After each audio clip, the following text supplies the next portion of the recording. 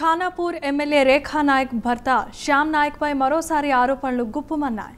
ఒక్కొక్కరు 10 లక్షలు ఇవ్వాలని శ్యామ్ నాయక్ తమను బెదిరిస్తున్నారంటూ 20 మంది మోటార్ వెహికల్ ఇన్స్పెక్టర్లు సీఎంకు ఫిర్యాదు చేశారు.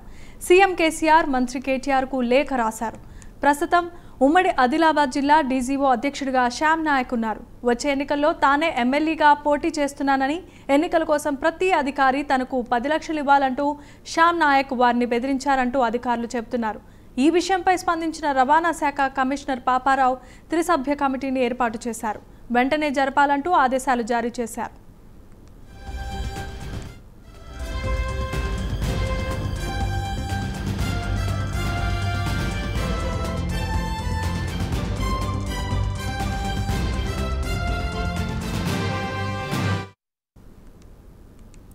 వచ్చే ఎన్నికల్లో పోటీ చేయడానికి ప్రతి అధికారి 10 లక్షలు ఇవ్వాలంటూ తమను బెదిరిస్తున్నట్లు సీఎం కేసీఆర్కు మోటార్ వెహికల్ ఇన్స్పెక్టర్లు సీఎంకు ఫిర్యాదు చేశారు. ఇక ఇదే అంశానికి సంబంధించి మరింత సమాచారాన్ని మా ప్రతినిధి శ్రీనివాస్ అందిస్తారు. శ్రీనివాస్, విచారణకై త్రిసభ్య కమిటీని ఏర్పాటు చేశారు. వెంటనే జరిపించాలని కూడా ఆదేశాలను జారీ చేశారు. దీనిపై అప్డేట్స్ ఏంటి?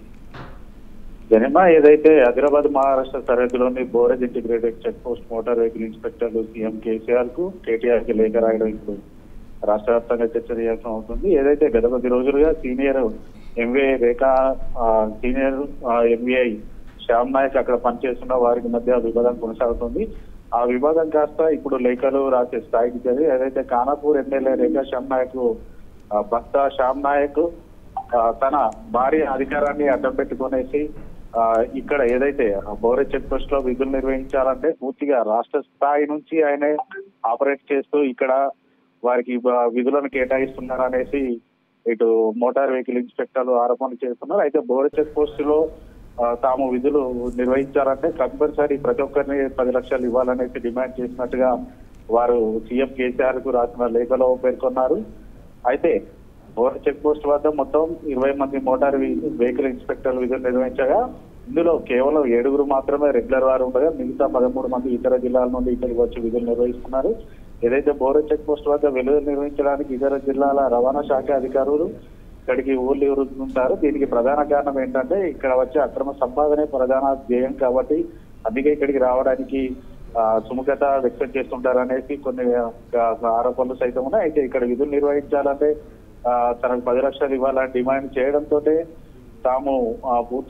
తాము ఇప్పటికే ఇటు రవాణా శాఖ మంత్రికితో పాటు ఇటు సీఎం కు లేఖ రాశామనేసి వారంటున్నారు.